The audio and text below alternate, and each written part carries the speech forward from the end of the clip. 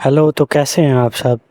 अच्छा, आज हम शुरू करने लगे हैं नाहम केमिस्ट्री का चैप्टर नंबर 2 यानी बाब नंबर 2, एटम की साख्त।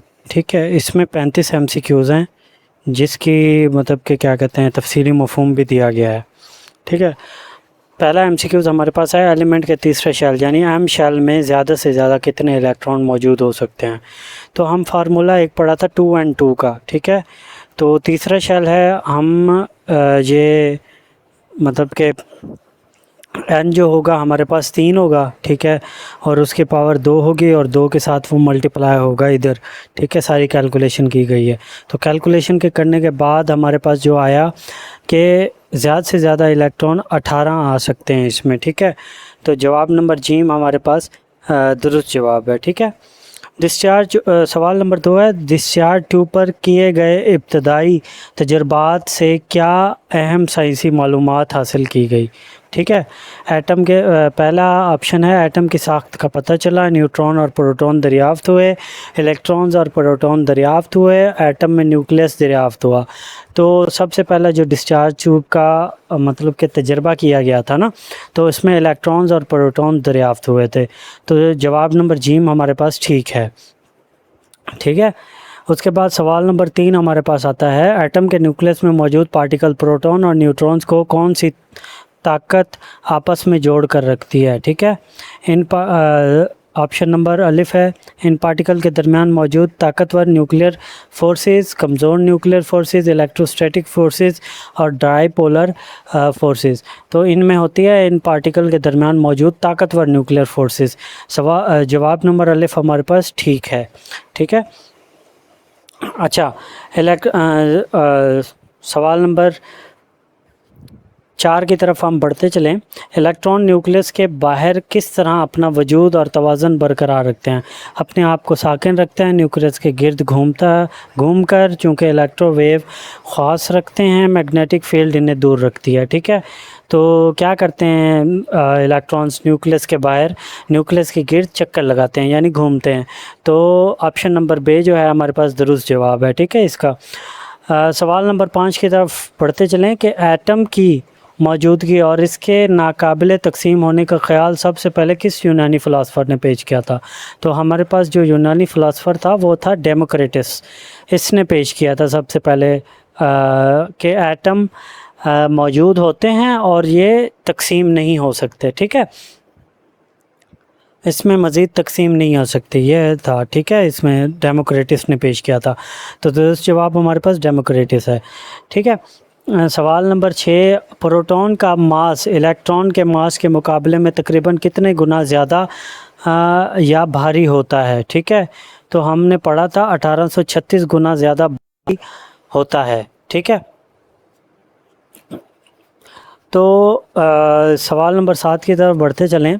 तो कहता है कि 1897 में जे थॉमसन, यहाँ पे जीम का नुक्ता देना भूल गया मैं, जे थॉमसन ने कैथोड रेज के लिए किस कीमियाई तनासब की कीमत मालूम की थी। ठीक है, अलिफ उसने मास और वॉल्यूम की निस्बत, बे चार्ज और मास की निस्बत, जीम प्रोटॉन और इलेक्ट्रॉन की निस्बत, दाल एनर्जी की निस्बत। तो ज़ाहिर सी बात है उसने चार्ज और मास की निस्बत मालूम की थी। ठीक है, तो जब भी आपके पास आ जाए ये वाला एमसीक्यू, तो चार्ज जे थॉमसन के साथ चार्ज और मास की निस्बत ही लाजमी है। ठीक है, तो जवाब नंबर बे हमारे पास ठीक जवाब है। ठीक है, उसके बाद सवाल नंबर 8 की तरफ बढ़ते चलें। 1886 में गोल्डस्टेन ने डिस्चार्ज ट्यूब में मुस्बत चार्ज वाले ज़र्रात प्रोटॉन्स का मुशाहिदा करने के लिए कौन सा कैथोड इस्तेमाल किया। सोने का कैथोड इस्तेमाल किया, मसामदार सुराखदार कैथोड इस्तेमाल किया, लोहे का एनोड इस्तेमाल किया, कार्बन रॉड इस्तेमाल किया। ठीक है, तो हमें पहले से ही पता है, अगर हम गोल्डस्टेन का वो पैराग्राफ पढ़ें जो बुक में बताया गया था, तो उसने क्या किया था, मसामदार यानी सुराखदार कैथोड इस्तेमाल किया था। जो जवाब नंबर बे ठीक है, दुरुस्त जवाब हमारे पास बे है। सवाल नंबर 9 की तरफ बढ़ते चलें। 1917 में किस साइंसदान ने तजुर्बात से साबित किया कि हाइड्रोजन के मुस्बत आयन्स H+ आयन ही तमाम एटम्स में प्रोटॉन्स के तौर पर मौजूद हैं। J Thomson, Rutherford, Chadwick, Niels Bohr. तो हमारे पास ज़ाहिर सी बात है कि रदरफोर्ड ने ये तजर्बात से साबित किया था। ठीक है, तो दुरुस्त जवाब हमारे पास बे है। सवाल नंबर 10 की तरफ आते चलें। तो वो कहता है कि 1932 में दरियाफ्त होने वाले गैर चार्जशुदा ज़र्रे न्यूट्रॉन के दरियाफ्त के हवाले से कौन सा एटम इस्तिस्ना एक्सेप्शन है जिसमें न्यूट्रॉन नहीं होते। ठीक है, हीलियम एटम, आम हाइड्रोजन एटम, ठीक है, और कार्बन एटम या ऑक्सीजन एटम। ठीक है, न्यूट्रॉन जिसमें नहीं होता, न्यूट्रॉन बिल्कुल नहीं होता। तो प्रोटियम जो था हमारे पास, आम हाइड्रोजन एटम, इसमें न्यूट्रॉन बिल्कुल नहीं होता था। तो दुरुस्त जवाब हमारे पास बे है। ठीक है, सवाल नंबर 11 की तरफ बढ़ते चलें। तो वो कहता है कि एक इलेक्ट्रॉन और प्रोटॉन पर चार्ज का मैग्नीट्यूड अददी कीमत क्या होगी।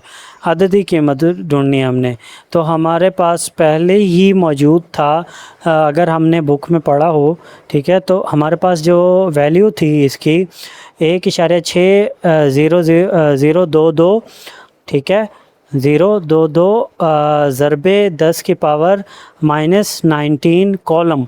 ठीक है, ये चार्ज था। जवाब हमारे पास अलिफ है। ठीक है इसका। उसके बाद 1900 सवाल नंबर 12 आता है हमारे पास। 1911 में लॉर्ड रदरफोर्ड ने एटम का मरकज़ी हिस्सा न्यूक्लियस दरियाफ्त करने के लिए किस धात की बारीक झिल्ली पर अल्फ़ा पार्टिकल बरसाए। ठीक है, चांदी, सोना, एलुमिनियम, कापर।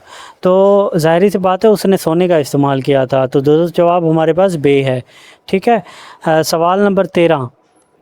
जो सवाल नंबर 13 है हमारे पास, उसमें कहा गया है कि 1913 में नील्स बोहर के एटॉमिक मॉडल के मुताबिक न्यूक्लियस के नज़दीक तरीन शेल्स में इलेक्ट्रॉन की एनर्जी की हालत क्या कहलाती है। Excited state, ground state, ionize state या फ्री स्टेट। तो उसने कहा था कि जो न्यूक्लियस के नज़दीक तरीन शेल में इलेक्ट्रॉन की एनर्जी की हालत है वो ग्राउंड स्टेट कहलाती है। ठीक है, सवाल नंबर 14 है हमारे पास। नील्स बोहर के मॉडल के मुताबिक अगर एक इलेक्ट्रॉन निचली एनर्जी लेवल से ऊपर वाली एनर्जी लेवल E2 में मुंतकिल हो तो वो क्या करता है। एनर्जी खारिज करता है, एनर्जी जज़ब करता है, एनर्जी मास में इजाफा करता है, चार्ज ख़त्म करता है। तो ज़ाहिर सी बात है वो एनर्जी जज़ब करेगा। ठीक है, तो जवाब हमारे पास बे है। दुरुस्त जवाब जो है। सवाल नंबर 15 की तरफ बढ़ते चलें। तो वो कहता है कि किसी शेल यानी मेन शेल में सब शेल्स की कुल तादाद का पता किस से लगाया जाता है। ठीक है, तो हमारे पास पहले से ही एक क्या कहते हैं, हमने पहले ही पढ़ा था कि शेल की जो n वैल्यू के बराबर है ना, क्वांटम नंबर है जिसे हम कहते हैं, वहाँ से ही पता लगाया जा सकता है कि सब शेल की कुल तादाद कितनी है। ठीक है, तो दुरुस्त जवाब हमारे पास ऑप्शन बे है। ठीक है, सवाल नंबर 16। सब शेल SPDF में बिल तरतीब इलेक्ट्रॉन की ज़्यादा से ज़्यादा गुंजाइश कितनी होती है। ठीक है, तो इसने कहा कि सब शेल SPDF में बिल तरतीब इलेक्ट्रॉन की ज़्यादा से ज़्यादा गुंजाइश कितनी होती है। तो हमने तरतीब वाइज बताना है। ठीक है, तो दुरुस्त जवाब है कि पहले शेल में S में 2 होती है, फिर P में 6 होती है, फिर D में 10 होती है और F में 14 होती है। ठीक है, तो जवाब नंबर बे हमारे पास दुरुस्त जवाब है। ठीक है, सवाल नंबर 17 की तरफ बढ़ते चलें। तो कहता है कि कायनात में पाया जाने वाला सबसे बड़ा साइज़ वाला एटम सीज़ियम सबसे छोटे एटम हीलियम से तकरीबन कितने गुना बड़ा है। 2 गुना, 9 गुना, 100 गुना या 50 गुना। तो जो दुरुस्त जवाब है बे, 9 गुना बड़ा है। ठीक है, उसके बाद सवाल नंबर 18 की तरफ बढ़ते चलें। तो वो कहता है कि किसी एलिमेंट के एटम के न्यूक्लियस में मौजूद प्रोटॉन्स की तादाद को क्या कहते हैं और इसकी अलामत किससे ज़ाहिर किया। ज़ाहिर सी बात है एटम में न्यूक्लियस में प्रोटॉन्स की तादाद, ठीक है, तो उसे एटॉमिक नंबर से एटॉमिक नंबर या प्रोटॉन नंबर कहते हैं और इसकी अलामत जो होती है वो जी होती है। ठीक है, इसे जी से शो करते हैं। अच्छा, सवाल नंबर 19 पे आते हैं। अगर हम किसी एटम के न्यूक्लियस में मौजूद प्रोटॉन और न्यूट्रॉन्स के मजमूई तादाद का मजमुआ क्या कहलाता है, तो हम उसे क्या कहेंगे। तो ज़ाहिर सी बात है हम उसे कहते हैं न्यूक्लियॉन नंबर या मास नंबर, और उसका जो हमारे पास सिंबल होता है, अलामत होती है, हम उसे ए से शो करते हैं। ठीक है, सवाल नंबर 20 की तरफ आते हैं। एलिमेंट के सिंबल के साथ इसके एटॉमिक नंबर जी और मास नंबर ए को बाएं तरफ कैसे लिखा जाता है? मास नंबर बाएं नीचे और एटॉमिक नंबर बाएं ऊपर। मास नंबर ए बाएं ऊपर और एटॉमिक नंबर बाएं नीचे, दोनों बाएं तरफ बराबर, दोनों दाएं तरफ लिखे जाते हैं। ठीक है, तो हमने जैसे ही मतलब कि पीरियोडिक टेबल देखा हो तो उसमें क्या होता है कि मास नंबर बाएं ऊपर लिखा होता है और एटॉमिक नंबर जो है वो बाएं तरफ नीचे की तरफ लिखा होता है। ठीक है, तो हाँ, दुरुस्त जवाब हमारे पास बे जवाब होगा। ठीक है, उसके बाद क्या कहते हैं, सवाल नंबर 21 पे आते हैं। किसी एटम के न्यूक्लियस में न्यूट्रॉन्स की तादाद n मालूम करने का दुरुस्त फार्मूला कौन सा है? ठीक है, तो n न्यूट्रॉन्स की तादाद मालूम करनी है, n मालूम करने का, तो हमारे पास दुरुस्त फार्मूला जो है वो n बराबर होता है a माइनस जी के। ठीक है, a माइनस जी, यानी एटॉमिक नंबर से मास नंबर जो है वो माइनस किया जाए। ठीक है, या मास नंबर से एटॉमिक नंबर माइनस किया जाए। ठीक है, ये वाला है n माइनस ए माइनस जी। ठीक है, दुरुस्त जवाब बे है हमारे पास। सवाल नंबर 22 की तरफ बढ़ते चलें कि सल्फ़र एटम, ठीक है, 32 और 16 के न्यूक्लियस में मौजूद न्यूट्रॉन की तादाद कितनी होगी? ठीक है, एस, यहाँ पे थोड़ी सी मिस्टेक हो गई है, इसका सिंबल जो है यहाँ पे आना था और ऊपर उसका मास नंबर आना था, नीचे उसका एटॉमिक नंबर आना था। तो दुरुस्त जवाब हमारे पास क्या होता है, न्यूट्रॉन्स की तादाद, क्योंकि एटॉमिक नंबर के बराबर होती है हमारे। ठीक है, तो हम उसे 16 ही लिखेंगे। ठीक है, अब कहता है कि बेरियम एटम्स, ठीक है, बेरियम एटम बी ए एक 137 और नीचे 56। ठीक है, न्यूक्लियस में न्यूट्रॉन्स की तादाद कितनी होगी? वही बात आ गई, 56 ही तादाद होगी, जो नीचे वाला 81 तादाद होगी। ठीक है इसमें। ठीक है, मिसाल के नंबर बेरियम का जो एटम है ना, इसमें थोड़ा बहुत डिफरेंस आ जाता है, और इसमें मतलब कि न्यूट्रॉन्स की तादाद जो होगी वो होगी हमारे पास 81। ठीक है, तो तफसीली मफ़हूम यहाँ से पढ़ सकते हैं आप। ठीक है, उसके बाद सवाल नंबर 24 आएगा। जब किसी गैर जानिबदार न्यूट्रल एटम में से इलेक्ट्रॉन्स खारिज या दाखिल हों तो इसके नीचे में नतीजे में क्या बनता है? ठीक है, नतीजे में क्या बनता है? तो कहता है कि जब किसी गैर जाने न्यूट्रल एटम से इलेक्ट्रॉन खारिज होते हैं तो क्या बनता है? अगर किसी एटम से इलेक्ट्रॉन खारिज हों, ठीक है, न्यूट्रल एटम में से, या उसके अंदर इलेक्ट्रॉन्स दाखिल हों, ठीक है, तो हमारे पास क्या बनते हैं? आयंस बनते हैं। तो जवाब नंबर बे हमारे पास ठीक है। ठीक है, सवाल नंबर 25 की तरफ बढ़ते चलेंगे। 1961 में कीमिया दानों ने तमाम एलिमेंट्स का तकाबली मासिस मालूम करने के लिए किस आइसोटोप को आलमगीर मयार मुकर्रर किया? तो ज़ाहिर सी बात है, कार्बन 12 को उन्होंने किया था कि इससे हम तमाम एलिमेंट्स के तकाबली मासेस मालूम करेंगे। ठीक है, तो जवाब नंबर बे हमारे पास दुरुस्त जवाब है। ठीक है, सवाल नंबर 16 की तरफ आते हैं। सवाल नंबर 26 की तरफ आते हैं। एक एटॉमिक मास यूनिट, एक एमयू की किलोग्राम स्केल पर कितनी अददी कीमत होगी? ठीक है, तो ज़ाहिर सी बात है, एक एमयू जो बराबर है हमारे पास 1.67377 मल्टीप्लाइड बाय 10-27 किलोग्राम के इक्वल होता है। ठीक है, उसके बाद सवाल नंबर 27 की तरफ आते हैं। हाइड्रोजन के एक एटम का रिलेटिव एटॉमिक मास कितना होता है? ठीक है, तो हाइड्रोजन के एक एटम का रिलेटिव एटॉमिक मास जो होता है हमारे पास 1.077 होता है। ठीक है, 007 होता है, सॉरी इसमें। ठीक है, तो सवाल नंबर 28 की तरफ आते चलें तो कहता है कि एटम के न्यूक्लियस के बाहर इलेक्ट्रॉन्स मनफी चार्ज का बादल बनाते हैं। जदीद नज़रिए के मुताबिक इनका मकाम क्या होगा? ठीक है, 100% तयशुदा और साकिन होता है, यकीन से नहीं कहा जा सकता, सिर्फ इम्कानात का अंदाज़ा होता है, न्यूक्लियस के अंदर होता है, एटम से बाहर होता है। ठीक है, तो दुरुस्त जवाब है, यकीन से नहीं कहा जाता, सिर्फ इम्कानात का अंदाज़ा है। ठीक है,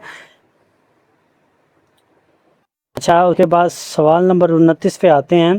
कहता है कि डिस्चार्ज ट्यूब तजुर्बात के दौरान जब कैथोड रे पर इलेक्ट्रिक फील्ड लागू की गई, ठीक है, लागू की गई, तो इनका झुकाव किस प्लेट की तरफ हुआ? मनफी प्लेट की तरफ, मस्बत प्लेट की तरफ, किसी प्लेट की तरफ नहीं हुआ, सीधी निकल गई। ठीक है, तो यहाँ पे कैथोड रेज मनफी रेज होती हैं, तो इनका झुकाव हमेशा मस्बत प्लेट की तरफ होता है। तो जवाब नंबर बे हमारे पास दुरुस्त जवाब है। सवाल नंबर 30 की तरफ बढ़ते चलें, तो एनोड रेज के ख़ास का इंसार किस बात पर हुआ? इलेक्ट्रॉन्स के धात पर, डिस्चार्ज ट्यूब में मौजूद गैस की नौयत पर, वोल्टेज की मकदार पर, शीशे की साइज़ पर। ठीक है, ख़ास का आंसर डिस्चार्ज ट्यूब में मौजूद गैस की नौयत पर। ठीक है, जवाब नंबर बे जो है हमारे पास दुरुस्त जवाब है इसमें। ठीक है, सवाल नंबर 31 है कि जब एक इलेक्ट्रॉन में पहले शेल से चौथे शेल की तरफ की जाए, ठीक है, जब एक इलेक्ट्रॉन पहले शेल से चौथे शेल की तरफ जाए तो इसकी एनर्जी का मुआवजना क्या होगा? E1 बड़ा है E4 से, बैरूनी शेल की एनर्जी ज़्यादा होती है, ठीक है, तमाम शेल्स की एनर्जी बराबर होती है, या E4 की एनर्जी सिफ़र होगी। तो दुरुस्त जवाब हमारे पास है कि बैरूनी शेल की एनर्जी ज़्यादा होती है। ठीक है, इसमें सवाल नंबर 32 की तरफ बढ़ते चलें, तो वो कहता है कि एटम के दूसरे शेल में कौन कौन से सब शेल पाए जाते हैं? ठीक है, एटम का दूसरा शेल के और एल, ठीक है, एल शेल में कौन से सब शेल पाए जाते हैं? तो ज़ाहिर सी बात है, एटम के दूसरे शेल में 2 ही शेल पाए जाते हैं। ठीक है, तो वो हमारे पास सब शेल एस और पी होंगे। ठीक है, पहले शेल में एस पाया जाता है सब शेल, और दूसरे शेल में जो है एस और पी दोनों पाए जाते हैं। सवाल नंबर 33 की तरफ बढ़ते चलें, वो कहता है कि एटम के साइज़ इतना छोटा होता है कि इसे आम माइक्रोस्कोप से नहीं देखा जा सकता। इसे देखने के लिए कौन सी माइक्रोस्कोप का इस्तेमाल करना पड़ता है? ज़ाहिर सी बात है, तो जो है ना, कंपाउंड लाइट माइक्रोस्कोप से नहीं देखे जाते, ना ही सादा माइक्रोस्कोप, और दूरबीन तो दूर की बात है। जवाब नंबर बे इसका ठीक है, ट्रांजिशन इलेक्ट्रॉन माइक्रोस्कोप। ठीक है, जो इलेक्ट्रॉन माइक्रोस्कोप है उससे देखे जाते हैं। ठीक है, एटम का साइज़। सवाल नंबर 34 की तरफ बढ़ते चलें, कहता है कि बिस्मिथ BI ऊपर इसका क्या कहते हैं 209 है, ठीक है, नीचे इसका एटॉमिक नंबर है 83 के एटम के न्यूक्लियस में कितने न्यूट्रॉन्स मौजूद होते हैं? मुख्तसर सवाल 2। ठीक है, ये मुख्तसर सवाल 2 भी है। ठीक है, न्यूट्रॉन कितने होते हैं, बोर्ड में आया हुआ था। तो न्यूट्रॉन इसके हमारे पास होते हैं 126। ठीक है, जवाब नंबर बे इसका ठीक है। ठीक है, तो अब यहाँ पे देख लो न्यूट्रॉन की तादाद, तफसीली मफ़हूम यहाँ पे मैं बता रहा हूँ हिसाब। यहाँ मास नंबर 209 है, यानी ए जो है हमारे पास 209 है, और एटॉमिक नंबर जो है जी जो है हमारे पास 83 है। तो न्यूट्रॉन का फार्मूला हमारे पास होता है n बराबर है a माइनस जी के। तो मास नंबर से एटॉमिक नंबर निकाल देंगे, जितना नंबर हमारे पास आएगा उतने ही इलेक्ट्रॉन होंगे। ठीक है, मैग्नीज़ Mn ऊपर 55 मास नंबर है, नीचे 25 एटॉमिक नंबर है कि एटम में इलेक्ट्रॉन, प्रोटॉन और न्यूट्रॉन की बिलतरतीब तादाद क्या होगी? ठीक है, इलेक्ट्रॉन प्रोटॉन, तो ज़ाहिर सी बात है एटॉमिक नंबर जो हमारे पास होता है वो इलेक्ट्रॉन और प्रोटॉन का होता है। ठीक है, इलेक्ट्रॉन और प्रोटॉन दोनों जो है ना, वो एटॉमिक नंबर जो होता है ना, वो हमारे पास इलेक्ट्रॉन और प्रोटॉन का सेम नंबर होते हैं। ठीक है, तो 25 इलेक्ट्रॉन होंगे इसमें, ठीक है, 25 प्रोटॉन होंगे, और जैसे मैंने आपको फार्मूला बताया था एन का, तो 25 अगर 55 में से अगर 25 निकल जाए तो बाकी बचते हैं हमारे पास 30, तो 30 न्यूट्रॉन्स होंगे। अलिफ वाला जो है हमारे पास सही आंसर होगा। ठीक है, आज तक के लिए इतना ही। ठीक है, तो उम्मीद करता हूँ कि आपको सारे जो MCQs हैं वो समझ आए होंगे। इनको गौर से याद कीजिएगा, इनमें से अक्सर जो हैं वो बोर्ड के पेपरों में आए हुए हैं। ठीक है, तो वीडियो अच्छी लगे तो अपने साथ वाले जिसके साथ आपका कांटेक्ट है, जो यहाँ की तैयारी कर रहा है, उसके साथ भी शेयर कीजिएगा, ठीक है। ये वाली चीज़ें मतलब कि ये वीडियो जो है शेयर कीजिएगा और लाइक और सब्सक्राइब लाजमी कीजिएगा इस वीडियो को, ठीक। और अगर मैं लिंक शेयर नहीं करता तो जैसे ही आप सब्सक्राइब करेंगे साथ में घंटी का बटन होगा, उसको दबाइएगा और अपडेट आपके पास लाजमी आ जाएगी। तो तब तक मिलते हैं अगले वीडियो में अगले टॉपिक के साथ। तो तब तक के लिए